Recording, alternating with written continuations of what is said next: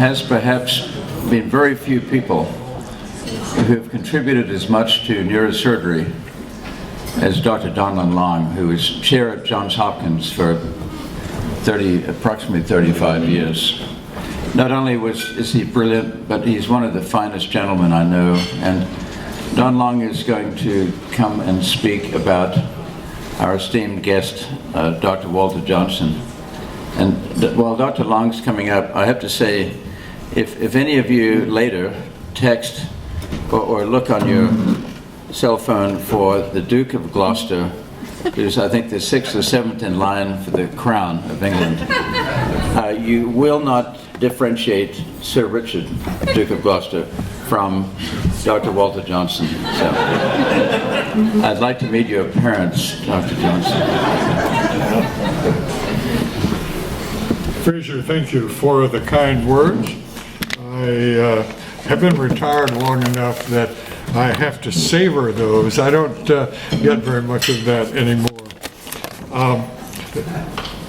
I've known Walter for a long time, though he probably doesn't remember me very well. And I did not know some of the details, so you'll pardon the notes, which I rarely use.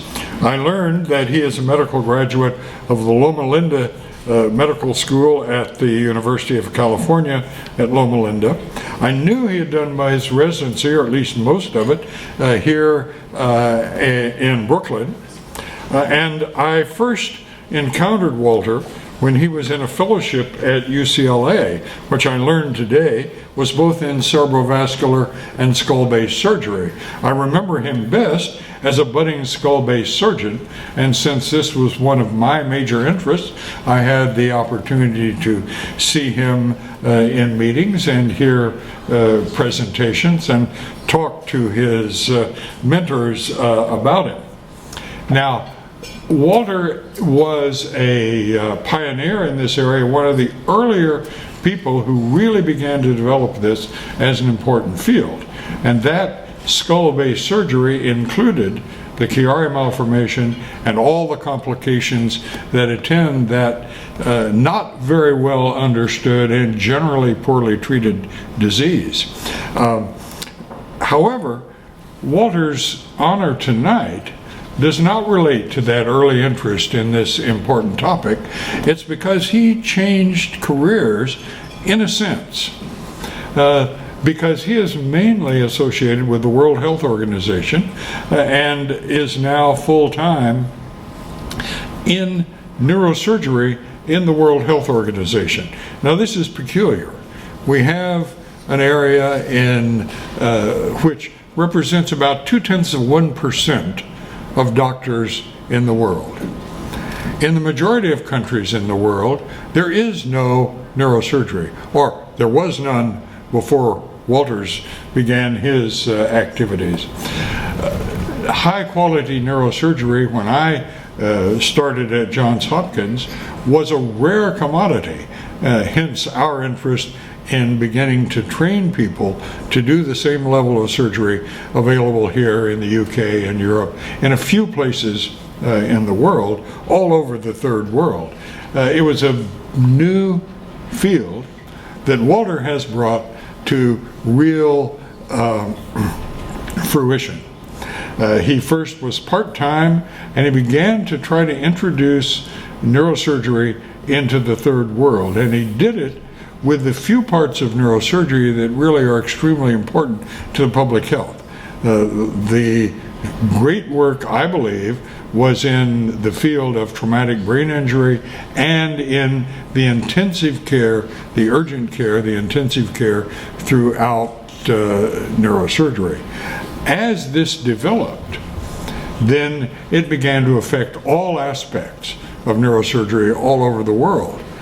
And now, quality neurosurgery is available in many places where it simply did not exist before. Now, I think Walter will tell you there's still much work to be done, but what he has accomplished in a short period of time surpasses everything that went before, that all the rest of us who were interested in this may have done. And it gives me great pleasure to introduce Walter to you and to emphasize again that he has played an educational role, but more than education, he has implemented the high quality neurosurgery that Americans enjoy in places where it was undreamed of only 10 or 15 years ago.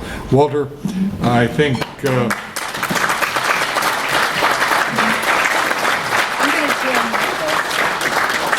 this.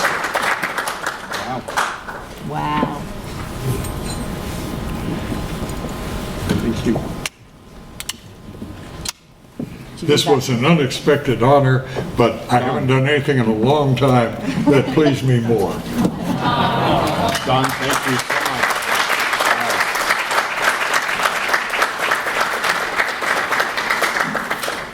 Thank you, Don, for those very kind and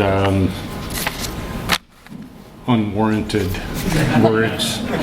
I know better than that, but thank you. And it is truly an honor to accept this award and be here tonight with my wife Adele and a number of friends. I would really like to thank the Bobby Jones, Chiari Sringomalia Foundation, the Bobby Jones family, Dorothy for her extraordinary leadership as executive director. Dorothy and I have been friends for many decades, since we were very small children. Yes. And it's really an honor to be here. I want to give a little bit of a shout out to two people. One is Tom Millerot, who many of you know, who was my chairman in Brooklyn and an extremely fine technical surgeon. I owe a great debt to him for what I learned to become a neurosurgeon. And the other is to my father, who passed away a couple of months ago. But what, as this award is about international humanitarian surgery, my father was a missionary surgeon, general surgeon, which is one reason why I went into neurosurgery. And but I remember as a child, 8 or 9 years old, standing on a chair behind him watching him operate. And then when I was old enough, or actually just tall enough, to hold retractors and help him in the operating room, it really launched. I don't think there's anything I could have done other than surgery in my life. So big shout out to both of them. Around 1980, our Director General at WHO, Captain Mahler, he gave a major speech at the International College of Surgery meeting in Mexico, really putting global surgery in the context of a social justice issue, saying the era of the most for just the few is going to end. That's a paraphrase, and I didn't paraphrase it well. But that was 1980, and now all these years after that, we look at the needs around the world. There's 5 billion people on this planet that don't have access to safe, timely, affordable surgery, even in this country. And that's what I've been dedicating my time to, is making that accessible in low and middle income countries, primarily on the health policy level, working with ministries of health, etc. But the global burden of disease, the things that we have that are the matter with us, about 1/3 of them around the world require surgical attention. It's not something that can be ignored. And yet the specific for Chiari malformation, syringomyelia, neurosurgical issues, we published a couple years ago a paper that we estimate just for essential neurosurgical issues, there's over 23,000 additional neurosurgeons needed around the world, not in the US, but around the world. Take a country like, the worst is the Democratic Republic of Congo, where there's 4 neurosurgeons for 74 million people. And Burundi has 1 neurosurgeon for 12 million. And it's all of the middle part of Africa, from North Africa down to South Africa. That in-between part is in desperate need. And then there's places in Southeast Asia that also required it. But it's not just having neurosurgical workforce, it's having CT scans, functional operating rooms that have running water and electricity 24 hours a day. There's countries in Africa that every district hospital, 80% of them don't have running water or electricity 24 hours a day that's you can depend on.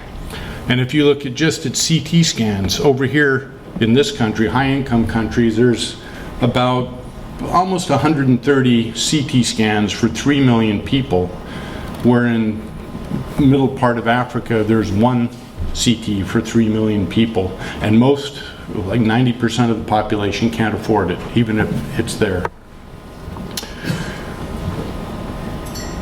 What I do is really part of a team effort. There's not anything done internationally in humanitarian efforts, just like in neurosurgery in this country.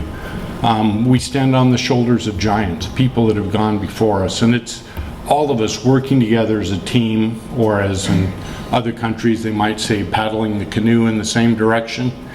But it's all of us working together for common cause, and I'm very honored to accept this, and I thank you all very, very much.